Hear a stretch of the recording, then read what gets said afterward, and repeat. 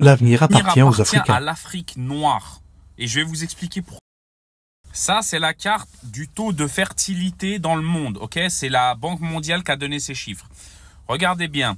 L'Afrique noire, dont tout ce qui est bleu très très foncé, ils font plus de 4 enfants en moyenne. En moyenne. Après, les trucs en rose, c'est entre 1 et 2 enfants, et etc. Vous avez le truc sur le côté là. Ok, donc en fait, de ce qu'on voit, c'est que l'avenir, c'est quoi? L'avenir, c'est les Indiens, c'est le Kazakhstan, c'est l'Afghanistan, c'est l'Afrique noire, l'Afrique du milieu là, l'Afrique noire.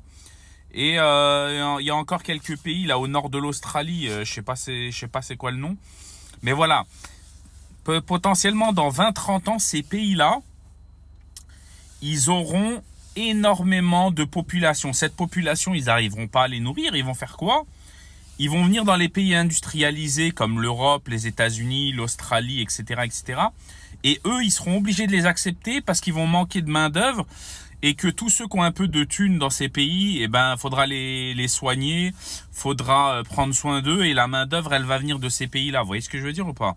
Donc oui, aujourd'hui, si on voit beaucoup d'Africains venir en Europe, c'est normal et ça va continuer, c'est que le début.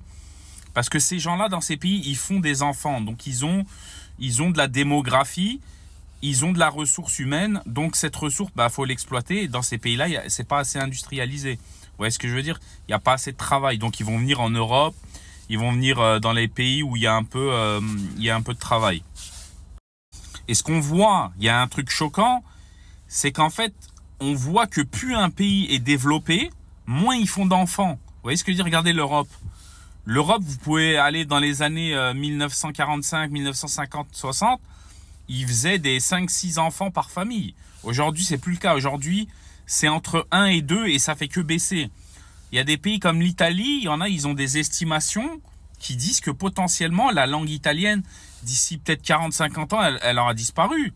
Parce qu'en fait, il n'y a pas assez de naissances pour renouveler le patrimoine culturel, le patrimoine humain, les ressources humaines, quoi. Et en fait, ces gens-là, ils vont venir prendre la place, les places libres. Et les places libres, ben, elles seront en Europe. Et ce qui est marrant, c'est que ces Africains, quand ils viennent, eh ben, eux aussi, ils arrêtent de faire des enfants. Vous voyez ce que je veux dire ou pas? C'est-à-dire, ils arrivent en Afrique, en Europe, ok. La première génération, en général, ils font beaucoup d'enfants. La deuxième génération, ils en font plus. Ils sont comme les autres. Pourquoi? Parce qu'en fait, les mecs, ils sont pris dans le travail. Plus il y a de travail, plus il y a de stress, les transports, la vie chère, etc., etc., ils font pas d'enfants. Donc, en fait, là, l'Afrique noire, l'Afghanistan, l'Inde et tout, le Kazakhstan, en fait, ça va devenir le réservoir de ressources humaines du monde.